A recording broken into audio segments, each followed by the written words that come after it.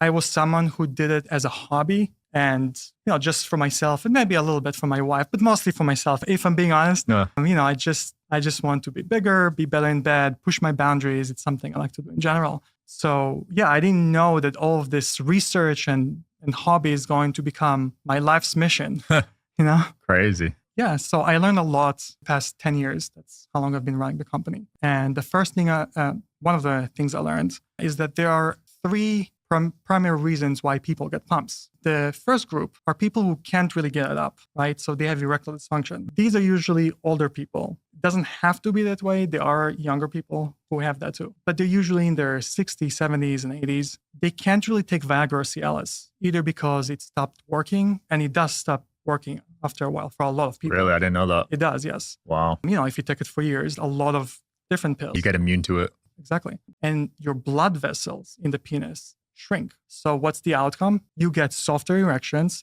and a smaller penis size.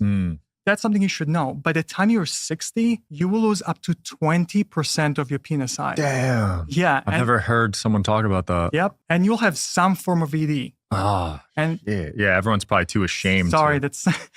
Sorry to be the bearer of bad news, but the thing is, it happens to everyone. 100% of men experience this very slow decline. It's normal. Yeah. And, I wish people talked about, Yeah. Men are a little more closed when it comes to their size. health. Yeah. No one wants to admit. Yeah, especially size. And sexual health in general, they don't really talk, most men don't talk about it with their friends. They're ashamed. Yes, exactly. So at that point, when someone has a problem, what they do is they go to a doctor, right? Now, as part of being a CEO for the Dr. Joel Kaplan Company, I go to sexual medicine conferences, right? And so I've learned what urologists have to offer. And there is a standard operating procedure. There are three big solutions, right?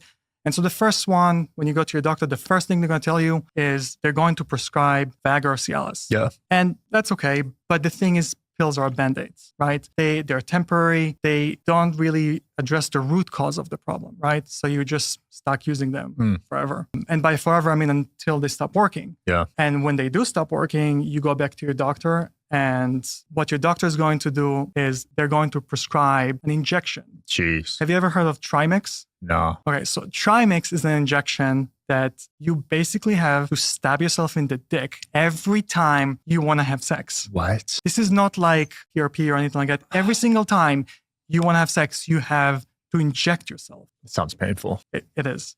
It's painful. And you know what? The long-term effects of it, it's actually bad because when you repeatedly inject yourself, you actually create damage. Damn. So eventually that stops to work too because you create scarring in your erectile tissue. It can lead to curvature, right? Things like that. And it can become ineffective for that reason. And so when Trimix doesn't work anymore, you go back to your doctor and your doctor is going to just tell you, okay, the next step is to cut open your dick. What? Yep. The next step is a very serious surgery where they put an inflatable device in your penis to create an artificial erection. Wow. It's not even your erection. So every time you want erection, you have to press something in your scrotum to kind of shift fluid into that device, right? And it's not even your erection. So it doesn't feel as good. It's not as stiff. It's just something that, people do because they have to. They don't have any other choice. Not to mention that surgery has very, very serious, potential side effects, right? The risk of infection.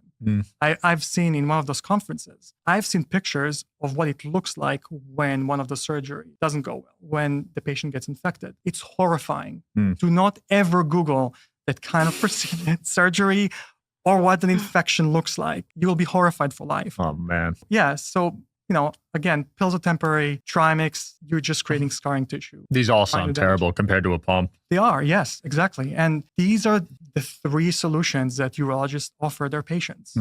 And the thing is, there are better solutions out there, right? Now, just to be clear, I'm not against pills or anything like that. If you want a pill for a weekend getaway, or you need an extra boost, that's fine. But as far as taking it regularly, I would recommend to push it for as long as you can. Yeah, because you don't want to rely on it. Exactly. Yeah, and you don't want to go down that path where it stops working and you move on to the next step, right? Yeah. This is all unfortunate. It's kind of typical Our medical system is built to keep you dependent instead of addressing the root cause of the problem, right? And this is where pumps are really different. Pumps really address the root cause of the problem. So when you use a pump, you draw blood flow into the penis. Do the pumps help fix curvature? Yes, pumps can definitely help fix curvature, and so do extenders. And this is the extender right here, this blue Yes, thing? that's the extender. So how does this work? It's something that you use while flaccid. So you basically put the penis through this hole here. Yeah. And then here and right below the head of the penis, you just secure it, and it keeps the penis stretched. Okay. Yeah, so that fixes curvature. And it also is very good for enlargement, specifically for length. Really? Yeah. But only when you're soft? No, the length gains that you get from it applies both when you're erect and when you're flaccid. Oh, wow. Yeah. I use this is something you can use under your clothes, by the way. You just walk around with that? Yeah. You put it on and you can change the angle. Oh my. Yeah, so you just put it down or up. So you're just wearing that all day? My background is in software engineering. Yeah. I used to be a software engineer before I became CEO. Big change. Huge change, yes.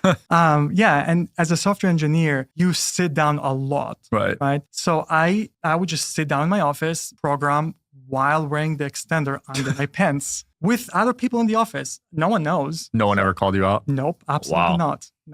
Well done. No one will see it. I might have to try that one too. I have a care package for you. Oh, I love it. That combined with the pump, you got me nice, man. Yeah. Let's go. Yeah. And actually, speaking about combining it with the pump, it works amazing together.